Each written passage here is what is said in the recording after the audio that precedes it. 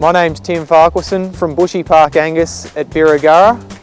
We live in a high rainfall zone, about 650 millimetres of rain per year, mainly growing Angus cattle for the feedlot industry. The opportunity came up this year with a failed ryegrass paddock where we decided to try some summer cropping. Tried Summer Max, which is an AGF product, so 4 different species in the mix.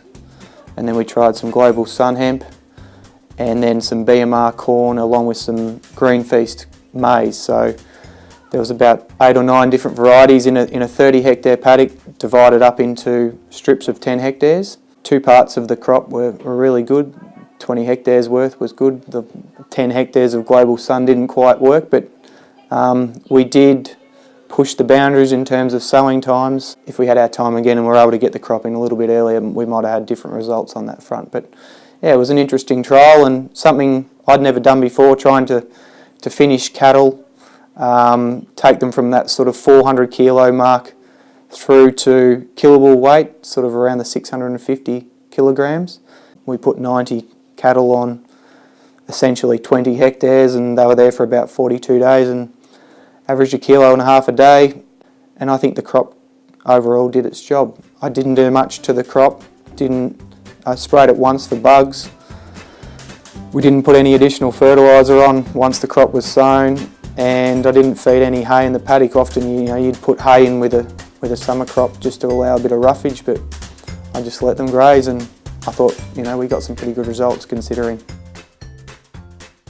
So we sowed it in early December. I think it came up pretty well considering we didn't put a lot of time and effort into the seed bed preparation or anything like that. It was extremely low cost. I mean, you just had a contractor, the seed cost, fertiliser, a knockdown spray, and then we had to spray for bugs. Yeah, the establishment was best from the corn. The corn germinated 14 days after sowing with no rainfall on the paddock. And then the Summer Max took a rainfall event to germinate, which was about sort of 21 days after sowing. So it took a little while, obviously, to germinate the Summer Max, but once it did germinate, it was brilliant. Like, I couldn't fault it in any way. The Tillage Radish I was most impressed with, having never seen it grown before. The 10 hectares of the sun hemp was obviously, it was a disappointment. We didn't get a very good germination. The 2 10 hectare plots of Summer Max and corn that grew really well, they're really quite dry at the moment. We're mid-winter and it's quite dry in those 2 plots, whereas where the Global Sun was, the 10 hectares of Global Sun, that particular 10 hectares is really quite wet at the moment and the pasture is really struggling. It's almost waterlogged, and that's probably because the crop didn't grow that well. There was just all this build-up of moisture come sowing time this year. The BMR corn, the brown mid-rib corn, the cattle took to the best.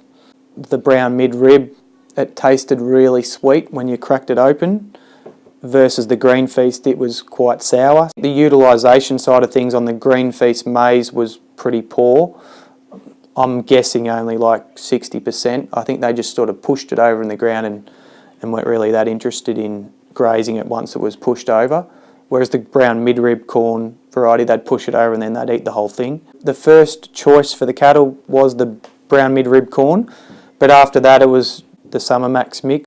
But once they got a taste for everything, they ate it all pretty well. Early days they didn't really take to the Global Sun, but once they did get a taste for it, they even ate that pretty well. Having such a variety in the paddock, so many different species, I think that really helped as well.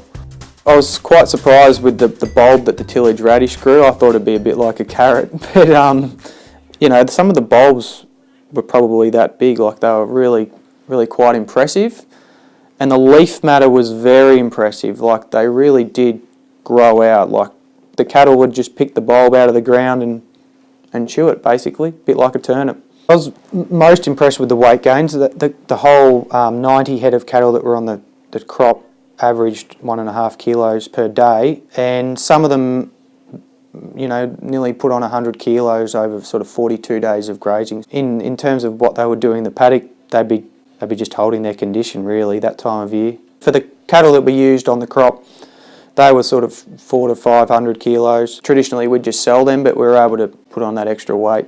the returns were pretty good. The extra income from having 90 head grazing was about $17,000, and the outlay of costs for the paddock was about $6,000. So you're picking up about an extra $11,000 in profits.